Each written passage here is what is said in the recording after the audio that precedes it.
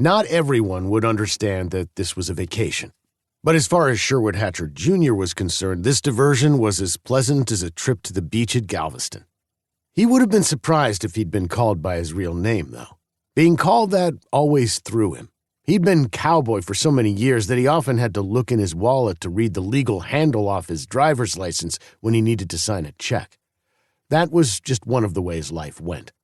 He watched the Pakistanis loading up the C-130. The heat was devastating, but Cowboy didn't mind. Vacations usually involved hot weather, didn't they? Didn't you always go to some place where you had to strip down to your shorts and had an ironclad excuse to drink margaritas? Sure you did. The sun was bright here, not far from the desert. Cowboy had on sunglasses, an automatic part of his dress. He sometimes went to bed with them on.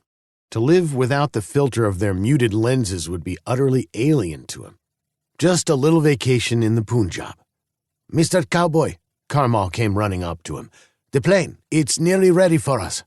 Cowboy looked over and saw that the last of the boxes were being loaded onto the cargo craft. "Okay, good buddy, let's get going." The Afghan warlord had been tagging along ever since Cowboy had arrived in Pakistan 3 days before. He'd been Cowboy's constant companion. Since this was a vacation, Cowboy tried to picture the Mujahideen merchant as a beach boy. Just make believe Carmal was a beach boy running up to the poolside bar to get you your tequila, and you had the perfect image of recreation and relaxation. Of course, Cowboy had to acknowledge it appeared that Carmal was better at getting hold of zikuriats than cocktails. Those Chinese machine guns, officially called ZPU-1s, were the favorite of the Afghan freedom fighters.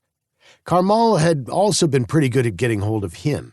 Cowboy had dealt with plenty of sharp numbers in his day, but the deal that Carmal had arranged was the result of some pretty heavy bargaining. Carmal had made the American pilot think that ferrying this load of munitions to Afghanistan was an act of untold patriotism.